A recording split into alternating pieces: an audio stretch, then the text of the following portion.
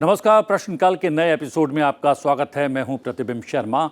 आज हम आपको बताएंगे बीते मॉनसून सत्र में 26 जुलाई को राज्यसभा और लोकसभा में पूछे गए चुनिंदा प्रश्नों और उत्तरों के बारे में। लोकसभा में प्रश्नकाल के दौरान सांसद विष्णु दत्त शर्मा ने इलेक्ट्रॉनिकी और सूचना प्रौद्योगिकी मंत्रालय से आधार कार्ड जारी किए जाने के संबंध में प्रश्न पूछा है। सांसद ने प्रश्न के माध्यम से पूछा कि देश में राज्य और केंद्र शासित प्रदेश वार, विशेष रूप से मध्य प्रदेश में जिन नागरिकों का अभी भी UIDAI के माध्यम से आधार नंबर जारी किया जाना बाकी है, उसका विवरण क्या है। सांसद ने आगे पूछा है कि मध्य प्रदेश के विभिन्न जिलों, विशेषकर पन्ना, कटनी और छतरपुर जिलों में इन सम्मिलित किए गए लोगों को आधार के दायरे में लाने के लिए किए जा रहे प्रयास और प्राप्त परिणाम क्या हैं। साथ ही क्या ऐसे नागरिकों के संबंध में कोई आंकड़े हैं जिनके हाथ नहीं है या जिनकी उंगलियों के निशान स्पष्ट नहीं है और जिन्हें आधार संख्या अभी तक जारी नहीं की गई है। यदि ऐसा है तो उनका ब्यौरा क्या है। सांसद ने प्रश्न के अंत में पूछा है कि बिना हाथ या उंगलियों के बिना स्पष्ट निशान वाले लोगों को आधार संख्या जारी करने के लिए किए गए प्रावधानों का ब्यौरा क्या है। प्रश्न का उत्तर इलेक्ट्रॉनिकी और सूचना प्रौद्योगिकी मंत्रालय की ओर से दिया गया। उत्तर में जानकारी दी गई कि आधार वित्तीय और अन्य सब्सिडी लाभ और सेवाओं का लक्षित वितरण अधिनियम 2016 की धारा 3 की उपधारा 1 के अनुसार प्रत्येक निवासी आवश्यक जानकारी जमा करके और नामांकन प्रक्रिया से गुजरकर आधार संख्या प्राप्त करने का हकदार है। इसके मुताबिक प्रत्येक निवासी जो आधार नंबर प्राप्त करना चाहता है, जो आवश्यक जानकारी जमा करके नामांकन प्रक्रिया से गुजरता है, उसे आधार नंबर जारी किया जाता है। 30 जून 2023 तक मृत्यु की अनुमानित संख्या को समायोजित करने के बाद पूरे भारत में जीवित व्यक्तियों की आधार धारकों की अनुमानित संख्या 130 करोड़ 20 लाख है, 20,000 है। उपरोक्त केंद्रों पर और हिल्ड मोबाइल या फिर टैबलेट के माध्यम से नामांकन के अलावा भारतीय विशिष्ट पहचान प्राधिकरण यानी UIDAI निवासियों का नामांकन करने के लिए उसके द्वारा अधिकृत या मान्यता प्राप्त नामांकन रजिस्ट्रारों के माध्यम से आधार नामांकन शिविर आयोजित करता है। आधार नामांकन और अपडेट विनियमन 2016 के विनियमन 6 में प्रावधान है कि जो निवासी उंगलियों के निशान प्रदान करने में असमर्थ है, उनके लिए केवल आइरिस स्कैन ही एकत्रित किया जाएगा। इसमें भी ये प्रावधान है कि जो निवासी नियमों के तहत अपेक्षित कोई भी बायोमेट्रिक जानकारी प्रदान करने में असमर्थ है, UIDAI नामांकन और अपडेट सॉफ्टवेयर में ऐसे अपवादों से निपटने के लिए प्रावधान करेगा और इस उद्देश्य के लिए उसके द्वारा निर्दिष्ट प्रक्रिया के अनुसार ऐसा नामांकन किया जाएगा। UIDAI द्वारा जारी बायोमेट्रिक अपवाद नामांकन दिशा निर्देश दिनांक 1 अगस्त 2014 के अनुसार उन निवासियों के नामांकन के लिए प्रावधान मौजूद है जिनके पास कुछ आवश्यक बायोमेट्रिक की कमी हो सकती है। ऐसे निवासियों के लिए जनसांख्यिकी विवरण को कैप्चर किया जाना है, जैसा कि सामान्य नामांकन के मामले में किया जाता है। शेष बायोमेट्रिक्स को कैप्चर करते समय लापता बायोमेट्रिक को नामांकन के लिए सॉफ्टवेयर में हाईलाइट किया जाता है। निवासी के चेहरे की तस्वीर दोनों हाथों से ली जाती है। अपवाद को उजागर करने के लिए उठाया गया और पर्यवेक्षक की भूमिका में एक व्यक्ति ऐसे नामांकन को अपवाद नामांकन के रूप में मान्य करता है। प्रत्येक निवासी जो अपेक्षित जानकारी जमा करके नामांकन प्रक्रिया से गुजरता है, उसे आधार नंबर जारी किया जाता है, भले ही उसके हाथों या उंगलियों के निशान स्पष्ट न हो। लोकसभा में प्रश्नकाल के दौरान सांसद संध्या राय ने रेल मंत्रालय से रेल कौशल विकास योजना से संबंधित प्रश्न पूछा। प्रश्न के माध्यम से सांसद ने जानना चाहा कि देश भर में कौशल विकास योजना के अंतर्गत प्राप्त आवेदनों का ब्यौरा किया। साथ ही सांसद ने पूछा कि इस योजना के अंतर्गत कितने आवेदकों को रोजगार मिला है। खासतौर पर मध्य प्रदेश में भिंड और दतिया जिलों सहित प्राप्त ऐसे आवेदनों का राज्यवार और जिलावार ब्यौरा किया है और साथ ही इन जिलों में इस स्कीम का क्या लाभ है। प्रश्न का उत्तर रेल मंत्रालय की ओर से दिया गया। उत्तर में जानकारी उपलब्ध करवाई गई कि रेल कौशल विकास योजना के तहत जुलाई 2023 तक प्राप्त आवेदनों की कुल संख्या 2,46,652 है। साथ ही मंत्रालय ने यह भी जानकारी दी कि योजना का उद्देश्य बेरोजगार युवाओं को प्रशिक्षण प्रदान करना है जिससे उन्हें रोजगार मिल सके। रेल कौशल विकास योजना के तहत प्रशिक्षण प्राप्त करने वाले उम्मीदवारों को ऐसे प्रशिक्षण के आधार पर रेलवे में रोजगार पाने का कोई दावा नहीं है। मध्य प्रदेश के 4 जिलों में 7 रेलवे प्रशिक्षण संस्थान हैं जहां रेल कौशल विकास योजना के तहत प्रशिक्षण दिया जा रहा है। मध्य प्रदेश में प्राप्त ऐसे आवेदनों का राज्यवार और जिलावार विवरण भोपाल में 800, नर्मदापुरम यानी होशंगाबाद में 3,229, कटनी में 3,786 और मंडला में 0 यानी कि कुल 7,815 है। मध्य प्रदेश के भिंड और दतिया जिलों में कोई रेलवे प्रशिक्षण संस्थान नहीं है। रेल कौशल विकास योजना भारत के बेरोजगार युवाओं के लिए एक कौशल विकास कार्यक्रम है जिसका उद्देश्य उनकी रोजगार क्षमता और उद्यमिता को बढ़ाने के लिए विभिन्न व्यवसायों में तकनीकी प्रशिक्षण प्रदान करना है। इस कार्यक्रम का उद्देश्य किसी व्यक्ति के कौशल को बढ़ाना है ताकि वो आसानी से नौकरी पा सके या खुद का स्टार्टअप शुरू कर सके। लोकसभा में प्रश्नकाल के दौरान सांसद जामयांग शेरिंग नामग्याल ने रेल मंत्रालय से लद्दाख में रेल परियोजनाओं से जुड़ा सवाल पूछा। प्रश्न के माध्यम से सांसद ने पूछा कि क्या सरकार ने केंद्र शासित प्रदेश लद्दाख के लिए रेलवे परियोजनाओं का निर्माण शुरू किया है? यदि हाँ तो उसका विवरण क्या है और उसकी वर्तमान स्थिति क्या है, और यदि नहीं तो उसके क्या कारण है। साथ ही उन्होंने ये भी पूछा है कि केंद्र शासित प्रदेश लद्दाख को जोड़ने के लिए मार्ग, धन, पहले चरण में प्रस्तावित कनेक्शन, समय रेखा आदि के संदर्भ में रेलवे परियोजनाओं का विवरण क्या है। प्रश्न का उत्तर रेल मंत्रालय की ओर से दिया गया। उत्तर में जानकारी दी गई कि बिलासपुर मनाली लेह नई लाइन परियोजना के लिए लद्दाख क्षेत्र में किए गए सर्वेक्षण का विवरण बिलासपुर मनाली लेह नई लाइन परियोजना का सर्वेक्षण है, यानी कि 489 किलोमीटर पूरा हो चुका है और विस्तृत परियोजना रिपोर्ट तैयार कर ली गई है। विस्तृत परियोजना रिपोर्ट के अनुसार परियोजना की मुख्य विशेषताएं इस प्रकार है। संरेखण की कुल लंबाई 489 किलोमीटर है। इसका गेज ब्रॉड गेज है यानी 1676 मिलीमीटर है। स्टेशन की संख्या 40 है। राज्य या केंद्र शासित प्रदेश जिसके माध्यम से परियोजना संरेखण मार्ग हिमाचल प्रदेश और लद्दाख है। कवर किया गया भूमि क्षेत्र 2557.96 हेक्टेयर है। सुरंगों की कुल संख्या 62 है। सुरंगों की कुल लंबाई 270 किलोमीटर है। महत्वपूर्ण पुल 2 हैं। प्रमुख पुल 114 हैं। छोटे पुल 90 हैं। सड़क पर ऊपरी पुल 37 हैं। सड़क के नीचे पुल 54 हैं। पहुंच सड़कों की कुल लंबाई 156 किलोमीटर 512 मीटर है और इसमें electric traction, electronic interlocking signalling system, गिट्टी रहित ट्रैक संरचना है और इसकी अनुमानित लागत 99,201 करोड़ 40 लाख रुपए है। नई लाइन बिलासपुर मनाली लेह का संरेखण यानी कि 489 किलोमीटर लंबी लाइन बेरी से शुरू होती है।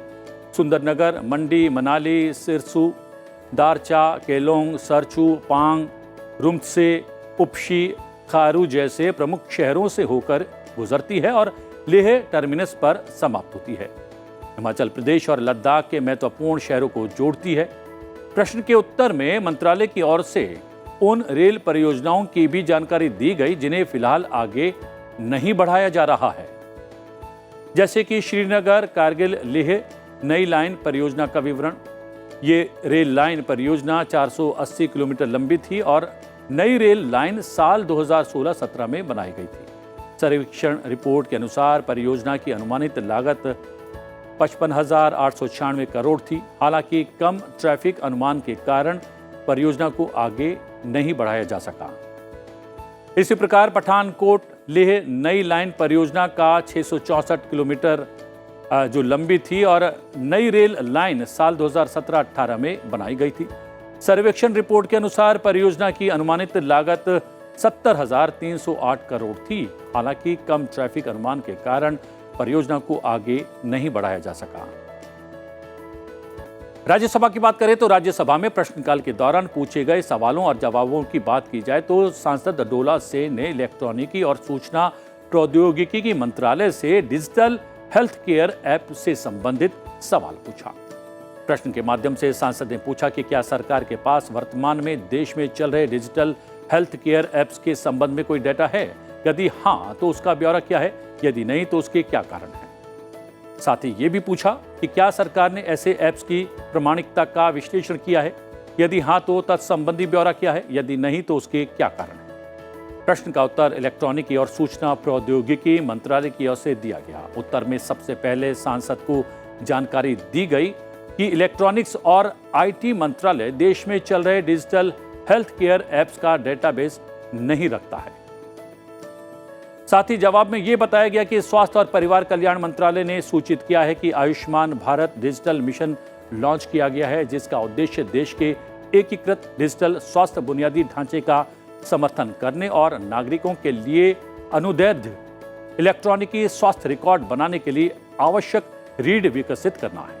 आगे जानकारी दी गई कि राष्ट्रीय स्वास्थ्य प्राधिकरण ने ABDM पारिस्थितिकी तंत्र के साथ एकीकृत डिजिटल स्वास्थ्य अनुप्रयोगों के संचालन को नियंत्रित करने के लिए कई दिशा निर्देश और अधिसूचना जारी की है। इनमें स्वास्थ्य डेटा प्रबंधन नीति, डेटा गोपनीयता नीति और ABDM health records mobile app गोपनीयता नीति शामिल है, जो डेटा गोपनीयता और सुरक्षा के लिए न्यूनतम मानक निर्धारित करती है। वहीं NHA ने डिजिटल स्वास्थ्य देखभाल अनुप्रयोगों को प्रमाणित करने के लिए नीतियों और प्रक्रियाओं को भी परिभाषित किया है, जो ABDM पारिस्थितिकी तंत्र का अहम हिस्सा है। सैंडबॉक्स के माध्यम से देश भर में डिजिटल स्वास्थ्य एप्लीकेशन के व्यापक उपयोग को सुविधाजनक बनाने के लिए ABDM ढांचे के भीतर पर्यावरण अनुप्रयोगों को मान्य और एकीकृत किया जाता है। राज्यसभा में सांसद PT उषा ने महिला एवं बाल विकास मंत्रालय से पोषण अभियान योजना के कार्यान्वयन से संबंधित प्रश्न पूछा। प्रश्न के माध्यम से उन्होंने मंत्रालय से जानना चाहा कि चालू वित्तीय वर्ष सहित पिछले 3 वर्षों के दौरान पोषण अभियान योजना के तहत केरल राज्य को आवंटित धन का विवरण क्या है। साथ ही उसी अवधि के लिए खर्च नहीं किया गया और प्रयोग में नहीं आ पाए धन का विवरण क्या है। साथ ही सांसद ने यह भी जानना चाहा कि वर्तमान वित्तीय वर्ष तक धनराशि का लाभ उठाने वाली गर्भवती महिलाओं, माताओं और बच्चों सहित कुल लाभार्थियों की राज्यवार संख्या का विवरण क्या है। साथ ही उन्होंने जानना चाहा कि क्या सरकार ने प्राथमिक लाभार्थियों के बीच कुपोषण के मामलों की पहचान करने के लिए आधुनिक तकनीक का उपयोग किया है। यदि किया है तो उसका विवरण क्या है। साथ ही क्या पोषण अभियान योजना के कार्यान्वयन से लक्षित समूहों का समग्र पोषण प्राप्त हुआ है, और यदि हाँ तो उसका विवरण क्या है। प्रश्न का उत्तर महिला एवं बाल विकास मंत्रालय की ओर से दिया गया। उत्तर में जानकारी दी गई कि खर्च नहीं किया गया और प्रयोग में नहीं आ पाए धन की राशि 4,737 लाख रुपए है। ये राशि केरल राज्य को चालू वित्तीय वर्ष सहित पिछले 3 वर्षों के दौरान पोषण अभियान के तहत दी गई थी। 31 मार्च 2023 तक की जानकारी के अनुसार 2,063 लाख रुपए खर्च नहीं किए गए हैं। साथ ही मंत्रालय ने जानकारी दी कि पोषण अभियान एक केंद्र प्रायोजित योजना है, जिसमें राज्यों और केंद्र शासित प्रदेशों के साथ लागत साझाकरण अनुपात है। योजना के तहत राज्य और केंद्र शासित प्रदेश सरकार को धन जारी किया जाता है।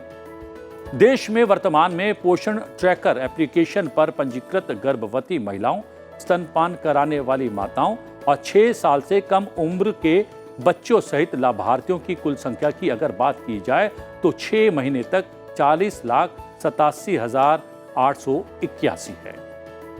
6 महीने से 3 साल तक 4,19,631 है। 3 साल से 6 साल तक के 4,29,03,895 है। वहीं गर्भवती महिलाओं की संख्या 75,58,179 और स्तनपान कराने वाली माताएं 40,87,664 हैं। साथ ही उत्तर में बताया गया कि आंगनवाड़ी केंद्रों पर पोषण वितरण सहायता प्रणालियों को मजबूत करने और पारदर्शिता लाने के लिए आईटी प्रणालियों का लाभ उठाया गया है। पोषण ट्रैकर एप्लीकेशन को 1 मार्च 2021 को एक महत्वपूर्ण शासन उपकरण के रूप में शुरू किया गया था।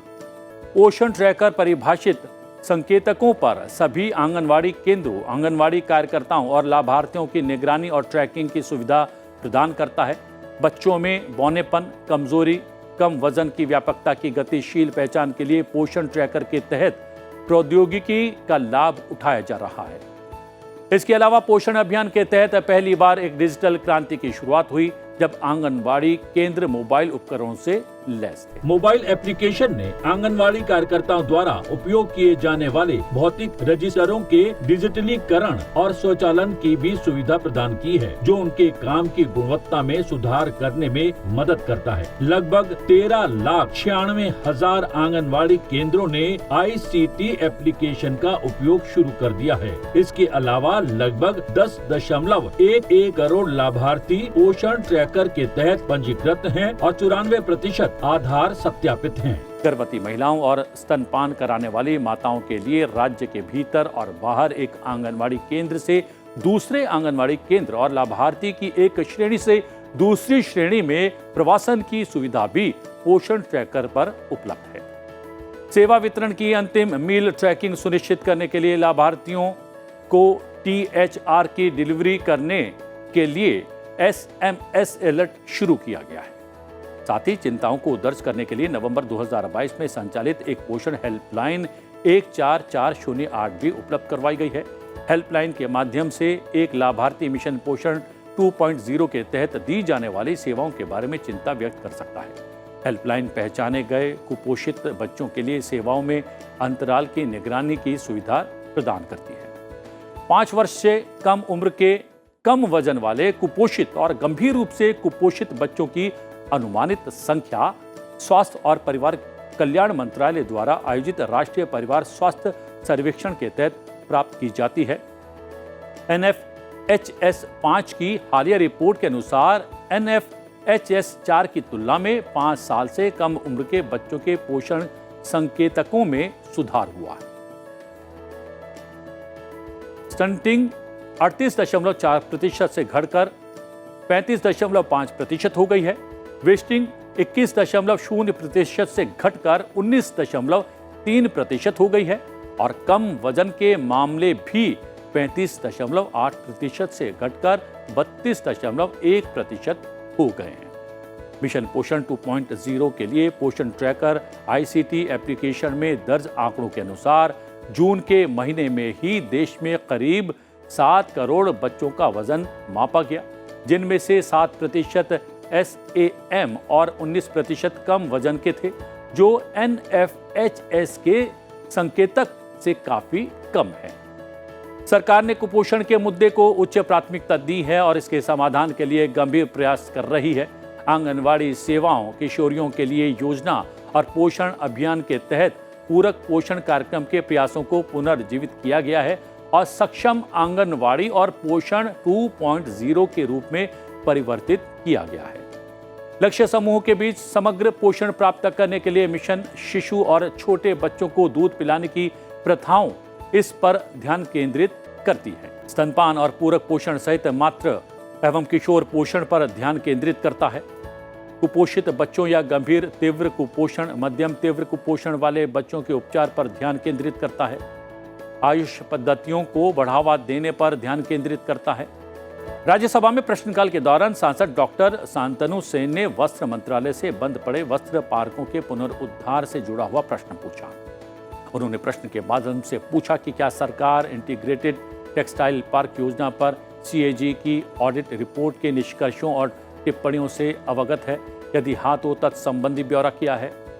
क्या सरकार ने उन 3 टेक्सटाइल पार्कों को बंद करने के लिए कोई जिम्मेदारी या जवाबदेही तय की है जिन्हें मंत्रालय द्वारा पूर्ण और कार्यात्मक दिखाया गया था?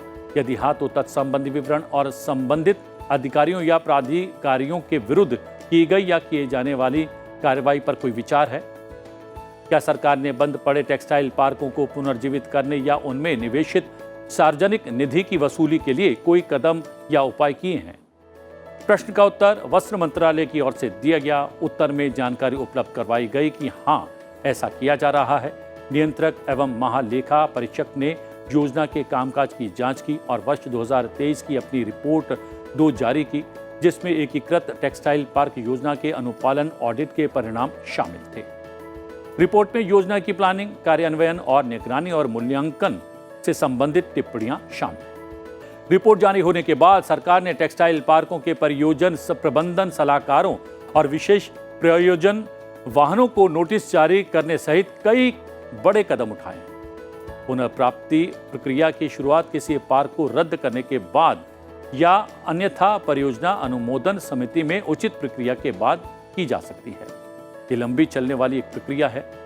अब तक पीएजी ने जिन पार्कों को निरस्त किया है उनमें 65.19 करोड़ रुपए की वसूली की जा चुकी है।